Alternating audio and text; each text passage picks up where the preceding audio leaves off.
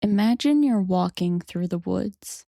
You look down and you notice 3 sticks lying on the ground. At first, they're just sticks. But then your brain starts connecting them into an arrow. Suddenly, it feels intentional, like someone left you a message. Maybe they did, maybe they didn't. What's fascinating is that your brain doesn't wait for certainty. It starts searching for meaning almost immediately. And that's something human beings have been doing for thousands of years. Today, I want to talk about why. This is a Fulcrum Side Quest mini-sode. Short, focused opinions on psychology and storytelling, personal reflections, unscripted thoughts, maybe even some of your suggestions. Here's Fulcrum. Welcome to Side Quests, a mini-sode series from Dark Character Profiler.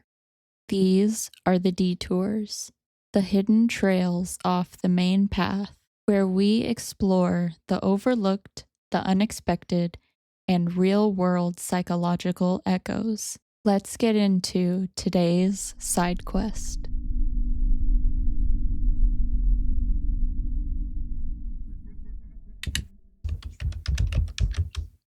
Archive status. Access granted. Supplemental file SQ020. Subject: Why humans search for meaning.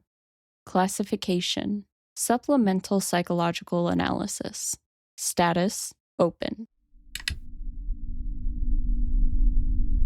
Welcome back to Dark Character Profiler.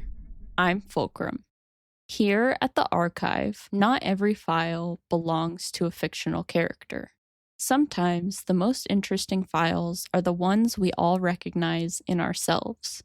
Before we begin today's side quest, I wanted to give you a quick programming update. My interview with artist Christian Kenny, creator of Killer Kards Tarot, turned into an incredible conversation. By the time we finished recording, we had talked for nearly 2 hours.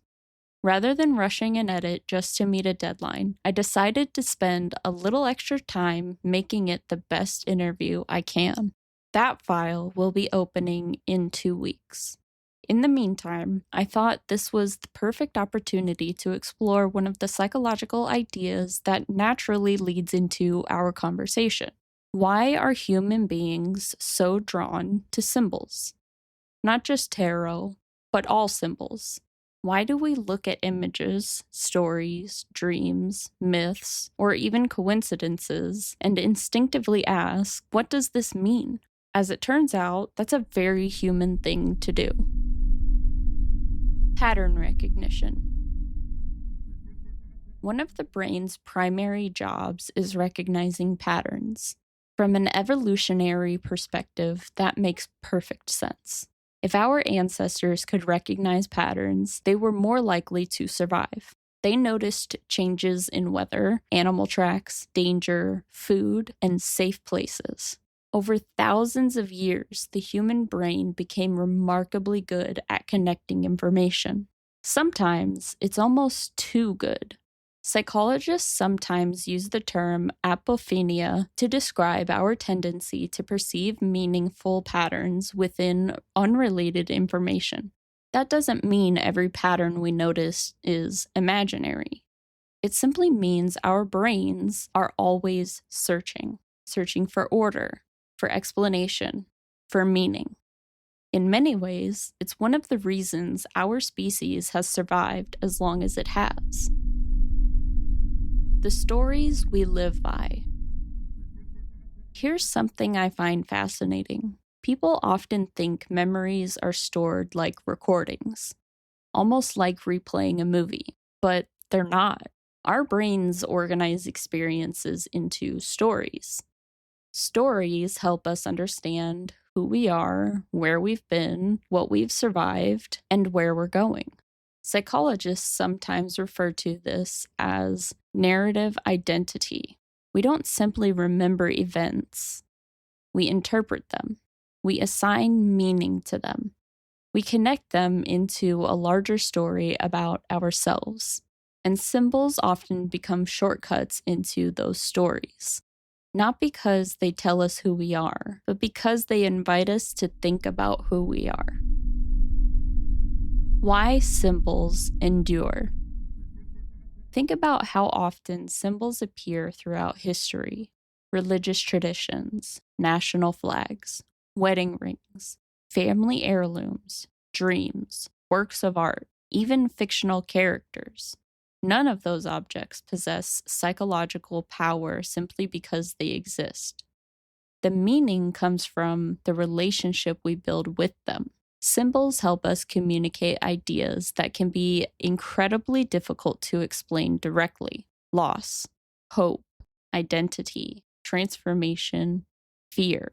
Sometimes a single image can express an emotion that would otherwise take pages to describe. Maybe that's why symbols have endured across cultures for thousands of years. Not because everyone agrees on what they mean, but because everyone recognizes their ability to spark reflection. Reflection versus prediction. One distinction I think is worth making is the difference between using symbols for prediction and using them for reflection. Those aren't necessarily the same thing. Some people approach symbolic systems as a way of predicting future events. Others use them much like literature, art, or journaling. Not because the symbols define who they are, but because the symbols encourage them to ask questions they might not have asked otherwise. From a psychological perspective, that process of reflection can be valuable regardless of where someone falls on the spectrum of belief. Sometimes the most important question isn't, is this objectively true? Sometimes it's, why did this resonate with me? Or, what does my reaction tell me about myself? Those questions can be surprisingly revealing. Archive reflection. One thing I've noticed while working through these files is that human beings rarely search only for answers. We're also searching for meaning. Sometimes we find it in science, sometimes in faith, sometimes in stories, sometimes in works of art, sometimes in the fictional characters we examine here in the archive. Meaning isn't always something we discover. Sometimes it's something we create. And perhaps that's why symbols continue to matter. Not because they answer every question, but because they encourage us to ask better ones. The next file. In 2 weeks, we'll be opening interview file INT003. I'll be joined by Christian Kenny, creator of Killer Kards Tarot, for a conversation about creativity, symbolism, storytelling, and why human beings continue searching for meaning in unexpected places. I think it's going to be a fascinating discussion. I hope you'll join me when we open that file. Supplemental file SQ020. Status closed.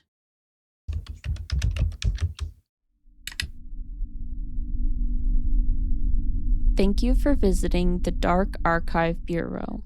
I'm Fulcrum, and this has been Dark Character Profiler. Stay curious. That's it for today's side quest. If you have any topic suggestions, send us an email at darkcharacterprofiler@gmail.com. Don't forget, Dark Character Profiler returns next week. Thank you for listening.